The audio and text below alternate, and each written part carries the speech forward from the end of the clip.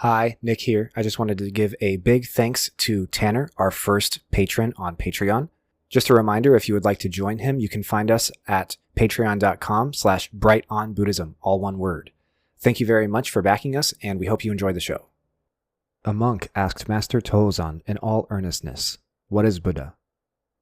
Tozan said, "Masagin, 3 pounds of flax."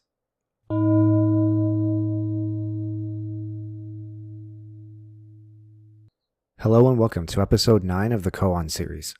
In the Kōan Series, we will read and discuss famous koans used by real Buddhist monks from such sources as the Blue Cliff Record, the Gateless Gate, the Treasury of the True Dharma Eye, and many others. As you will remember, over-intellectualizing koans is completely anathema to how koans are used and ought to be used in real Buddhist practice, so keep that disclaimer in mind. However, I'm here to give some extra context and meaning to some of these koans so that you might see them in a new light and gain some new or deeper meaning from them than you did before. I hope you enjoy. Today's case is known in English as Tozan's Masagin, or also by the question it poses and the answer it gives. What is the Buddha? 3 pounds of flax, or Masagin in Japanese. It comes to us from the Koun Yamada translation of the Gateless Gate, which is known as the Wumen Guan in Chinese, or the Mumonkan in Japanese. If you remember from before, this is a collection of 48 Chan or Zen koans compiled in the early 13th century by the Chinese Chan master Wumen Huikai. This is one of the most important compilations of koans in all of Chan or Zen Buddhism, the other being the Blue Cliff Record, which was compiled in 1125 in Song Dynasty China. This one is case number 18 in the Gateless Gate, and I chose it for today's discussion because it is one of the more popular koans among Westerners interested in Buddhism, and many different interpretations of it abound. It follows a very classic koan pattern, which is learner asks an extremely deep question, master responds with something short, simple, and seemingly unrelated or nonsensical, but turns out to be more correct than a lengthy and complicated answer. Additionally, it immediately makes the reader start to think about all the shared characteristics between the Buddha and 3 pounds of flax. Often, the reader can't come up with a solid list of similarities or shared characteristics. The answer to the question, what is the Buddha, is on its surface seemingly impossible to give concisely, especially for an unenlightened person. He's the founder of Buddhism, he's the transmitter of the Dharma, he's the symbolic representation of the nature of enlightenment. It is very easy to get bogged down quickly with these difficult to define terms and these excessive details about his life and situation, and all of this muddies up and complicates the meaning for whoever asked the question. That is one of the points of the koan. Over-explaining the details and characteristics of things is not a useful means of understanding it or communicating about it. The master says, 3 pounds of flax, leaving us to wonder, how is the Buddha 3 pounds of flax? In shedding a little light on how to interpret and understand this koan, I would like to discuss suchness, emptiness, and Buddha nature. We have discussed each of these 3 things in their own episode, so for more information on those, please refer to episodes 33, 45, and 92. I think that these are some, but not all, of the most important concepts at work in this koan, and by discussing them and connecting them to it, hopefully you can read this case with a little more context and foundation. So let's get started. Let's begin with suchness. Suchness is known in Sanskrit as Tathata, and it is part of the title for the Buddha that we see frequently, Tathagata. It is known in Chinese as Zhenru and in Japanese as Shinyo, and the title Tathagata is known in Chinese as Rulai and in Japanese as Nyorai. It is a very complicated term with a long history in Buddhism, but one might say that it refers to the total and complete fundamental nature of a thing in reality. Just that definition alone presents countless problems, but it's a good place to start. We have said on the show in the past that one of the many ways to interpret the goal of Buddhist practice is to come to a complete understanding of the nature of the world around us. Our understanding must penetrate past the mere phenomenal presentation of the world and the delusions that come from that, and understand the true nature of how the world around us really works. When we say how the world around us really works, that is a possible portal through which to understand suchness. Suchness is the characteristic of reflecting the true nature of reality that everything in reality itself possesses. This can be confusing though, because things in reality are not able to possess characteristics in Buddhism. The reason why, put simply, is that this would imply the existence of a capital S self that is capable of possessing something, and that's something that Buddhism has discounted on many, many occasions. So, it might be the case that it is a characteristic that arises with everything in reality. That way there's no problem with possession. This is one step better, but it's not quite perfect. Remember that things do not arise or cease in reality. Arising or ceasing implies that there is something that undergoes change, something that undergoes transformation, something that undergoes the process of appearance and disappearance. But the laws of physics tell us, in rather simple form, that something cannot be created from nothing, and something cannot become nothing. When something arises, it's not arising out of nowhere. Similarly, when something ceases, it's not turning into nothingness. It is arising as the result of a unique combination of causes and conditions, and whenever those causes and conditions cease or change, so too does the thing that has arisen as a result of those causes and conditions cease or change. Whatever characteristic that thing might have that makes us think that it has a self-nature is delusion. In more concrete terms, what is the suchness of a coffee cup? Is it its color, its shape, its function of holding liquid, its composition as being ceramic, the company that makes it? Is it the name of the thing, coffee mug? All of these things are pieces of the puzzle, but even together, they don't capture the whole thing. These aspects, these characteristics, are activities of our own minds for understanding the coffee mug. None of them reflects anything meaningful about the mug itself. What I mean is this. Let's imagine that the mug in question is blue. Does its blueness reflect anything about its function of holding liquid? No. Does its name coffee mug reflect anything about its color? No. We could go on for ages like this. And this reflects something that is key in Buddhism, which is that the characteristics, the perceptions, the categories of understanding that we impose on the world around us are not inherent to the world in any way. They are reflections of the karmic situation of our own consciousness, almost like a constant and universal Rorschach test. More specifically, whatever you see in a Rorschach test is, by design of the test, a reflection of you and your own mind, what lanes it will quickly drive your perception down toward. It is not a reflection of anything having to do with the ink blots that are presented to you. The Buddha argues that that specific type of mental activity is central to our karmic situation. It is singularly reflective of and determinative of our ignorance or our delusion about the existence of a capital S self, and so we're challenged to change that through meditation and study. So, the way that we think about the world now is an insufficient, inadequate, and incomplete representation of the world as it is. What is the opposite supposed to look like? Well, when we become enlightened, our perception is purified, our consciousness is disconnected from our arbitrary and incomplete impositions, and we can see the entirety of the reality of something in a single instant. That is why I always say that enlightenment is omniscience. So when looking at a coffee cup, we would see its suchness. That is based on an understanding of the fact that when a coffee cup comes to be, it does not appear out of nothing. It is made of ceramic, which is made out of dirt, which is made out of rocks, which is made out of elements, which are made out of protons and neutrons and electrons, and so on and so forth. This coffee cup is a blanket category that we apply to a thing that exists in the world to make it easier for our brains to understand, but which does not fully capture the total nature of the thing.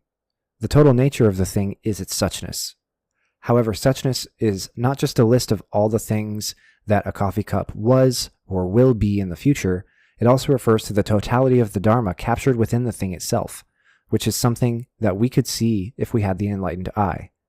This can get a little difficult to grasp and to explain, but the idea is that the entirety of the Dharma is reflected in every single thing in reality. That being the case, if you meditate on a thing long enough, then you yourself can supposedly come to a realization of the Four Noble Truths, the Three Dharma Seals, and the entirety of enlightenment, even if you've never heard of the Buddha or his teachings.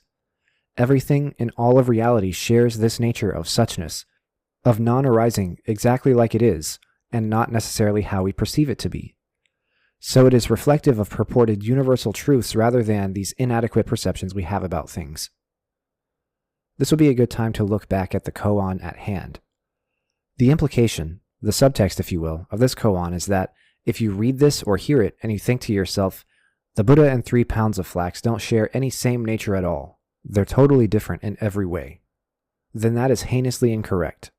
The reason why is that if you see it that way, you've been entirely too bogged down by your own mental activities about the way the world works and about the way the world is, and you can't see past them. You think to yourself, grain is grain and people are people, and people and grain are different. Or you think to yourself, non-living things are non-living things, and living things are living things, and non-living and living things are different, or whatever, and this keeps you from seeing the sameness between all things. For example, they're both made of elements forged in stars, they both need sunlight and water and air and food, etc., etc. Now, it is important to note that harping on their sameness is equally delusional to a certain extent. The fact that they have similarities does not mean that those differences we mentioned are not there. The fact that they have differences does not mean that they don't have similarities. Buddhism does not argue that grains and Buddhas are exactly the same in every single way, nor does it argue that they are completely different in every single way. It is obvious that they aren't. What it does claim is that the fact that there are both similarities and differences makes the mental action of comparing and contrasting the two pointless, meaningless, and futile. If you do this, you are thought of to be just going around in circles and not getting anywhere. You're spinning your wheels and getting stuck in calculative and discriminatory semantic mental activity that Buddhism and koans specifically urge you not to do. That is one of the most important points of this koan. It does not prompt you to start making a list of similarities and differences between Flax and the Buddha. That will accomplish absolutely nothing for you in understanding the core meaning of the koan. Let's continue. If we can say that something's suchness is its dharma nature, or its characteristic of possessing the totality of the capital D dharma about itself, then the next question has to do with what that dharma actually is and how we ought to understand it. The dharma in question is the reality of dukkha, of impermanence, of emptiness, and of Buddha nature. The way we understand it in terms of something's suchness is to be able to perceive or understand that dharma through whatever thing we're talking about. In concrete terms, there is an ineffable characteristic to the experience of perceiving a moment exactly as it is before we come up with these calculative, discriminatory, and semantic distinctions in our brains. After experiencing this pure moment, we unenlightened individuals attempt to describe it and to communicate about it, and we may even attempt to replicate it, but such a thing can never be done. We can't convey the totality of an experience with words, nor can we correctly or perfectly replicate that experience ever again. The reason why is that the same causes and conditions will never arise or align the way that they did the first time ever again. If they do, then they will be doing it again, and that again is by definition different from the first time that it happened. Additionally, words are insufficient on their own. We've talked about this before. They can be employed skillfully to elicit ineffable experiences, but they themselves are dualistic and limited in scope. The ineffable component of the truth of the depth and totality of an experience is suchness. The moment is a window through which the Dharma can be understood because of its ineffability, its irreplicability, and its totality and depth. Now it's important to note that every single thing in reality has suchness. This is what the koan is attempting to point us to. This koan is a record of a moment that cannot be replicated and possesses an ineffable aspect with totality and depth that can't be understood through the use of words or description. The ineffability is related to the experience the monk had when Tozan said what he said in response to his question. It is related to the pure, undefiled, and unencumbered moment when the sound of Tozan's voice rung out, saying, Masagin. When I say pure, undefiled, and unencumbered, I mean that it is totally absent of calculative, discriminatory, and semantic thinking that would get the monk turned around when trying to understand what Tozan meant when he said that the Buddha is 3 pounds of flax. There is so much more to the moment that is ineffable, but it is ineffable, so I would struggle to convey it here. Then, once again, there will be the ineffability to the moment between the teacher and the student when the ritualized dialogue about this koan is held. That is a huge part of what this koan is pointing at. The ineffability of each instant, which is an important part of its suchness. Let's continue to emptiness. As we've talked about a great deal on the show, emptiness is the absence of permanent, unchanging existence in everything. Because of the totality of this absence, everything that arises and ceases in the world must depend on everything else as a cause and condition in order to arise. There's no solid anchor point, and so everything arises interdependently. The coffee cup arises because of the function of stars, people, insects, rain, electricity, wind, internal combustion, fire, so on and so forth. This is the doctrine of interdependent origination. Because emptiness and impermanence are characteristics of everything, then it follows that everything has a shared nature. Because everything has a shared nature, you can understand the nature of one thing by understanding the nature of another. More specifically, you can understand the nature of everything through understanding the empty and impermanent nature of one single thing. This is the doctrine of interpenetration. Now, there is a critically important aspect to this doctrine of interpenetration. The Buddha and Buddhahood itself arises in reality. It shares the same nature with everything else in reality. Thus, Buddhahood and Buddha nature are characteristics that are shared among all things in reality. Thus, suchness, which refers to the sum total of this nature of a single thing, is a window through which to understand Buddhahood. Even more, it is the nature of Buddhahood itself reflected in the nature of everything in reality. This is the doctrine of Buddha nature. Here I would like to start drawing connections back to the koan at hand, and then we will continue our talk about emptiness and suchness and Buddha nature. Let's read a little bit about what Kensho, commentator on the Gateless Gate, has to say about this koan. He says, quote, "The monk in this case, though we can suppose that he has some belief in his inner Buddha, has not yet realized it clearly, so he asks Tozan, 'What is Buddha?' Tozan says, 'Masagin.' In Japanese, masagin means 3 pounds of flax. Literally, it means 3 kins of ma. Ma is flax, sa is 3, and a kin or gin is a measure of weight, so we translate masagin as 3 pounds of flax. But what does 3 pounds of flax have to do with Buddha? Where is the connection? Just cry out, masagin. At that moment, is there anything but masagin? As a matter of fact, just the first syllable ma is enough, or sa, or gin, or even more simply just n. Whatever you say, it is just that. Nothing else. When you say ma, what else is there? When there is nothing else, ma is mu, and it is the perfect manifestation of the whole universe. The whole universe is occupied by ma, and nothing remains outside of it." Unquote. I love this bit of the commentary because without saying suchness, it says, in my interpretation, that the reason that Tozan said 3 pounds of flax was because the Buddha and 3 pounds of flax both have suchness. But it does not end there.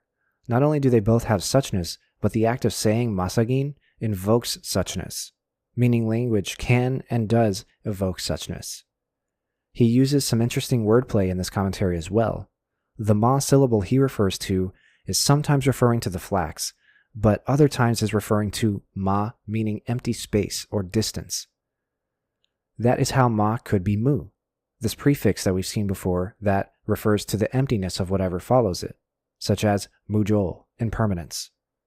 The act of speaking the word empty space and evoking suchness is such a perfect reflection of the middle way philosophy. Emptiness does not argue that nothing exists before our very eyes, nor does it argue that everything around us exists in a permanent and substantial way. In concrete terms, saying ma to evoke suchness acknowledges that emptiness pervades, but that words themselves still point at stuff, even if they are fleeting and empty in nature. So the commentary says that answering 3 pounds of flax in response to the question of what is the Buddha evokes suchness and emptiness and is possibly even a smart bit of wordplay, which is a very important part of koan practice. But how does it connect with Buddha nature? Buddha nature is a critical component of Mahayana Buddhism, and in particular Zen and Chan Buddhism. It defines the landscape for all previous and subsequent doctrines. It answers so many of the questions and problems created by the early teachings, and it precludes problems that might come up in later teachings. It is the biggest argument against critiques against Buddhism, arguing that it is reality negating, overly fatalist, overly negative, and even nihilist. It is a linchpin for so many wild and nearly impossible claims that come to be made in several later sutras. It comes up in nearly every Kōan Series episode, and it will continue to come up in this one and in future ones. As we discussed, emptiness, suchness, and their implications, namely interdependent origination and interpenetration, lead directly into this doctrine of Buddha nature. Because of the truth of the Dharma, we share the same nature as the Buddha. In fact, everything in reality does. This applies to unwholesome things in individuals, like criminals and pathogens and rot, but also to wholesome things, like compassion, veganism, and Mr. Rogers. You could even say that the Buddha shares this nature with 3 pounds of flax. Remember how I said that it is argued that you can understand the entire Dharma through proper meditation on literally anything? It could be your breath, it could be a coffee mug, it could be horse piss, it could even be 3 pounds of flax. And isn't that what koans are asking us to do? In a general and broad sense, koans are not questions for which we must conjure up an answer or a response. However, they are also not simple declarations or commands or instructions. They are unconventional ways to prompt or elicit the practitioner to do something. This could be to have an experience of something or to meditate on something, but at the end of the day, a koan is meant to be a kick in the pants.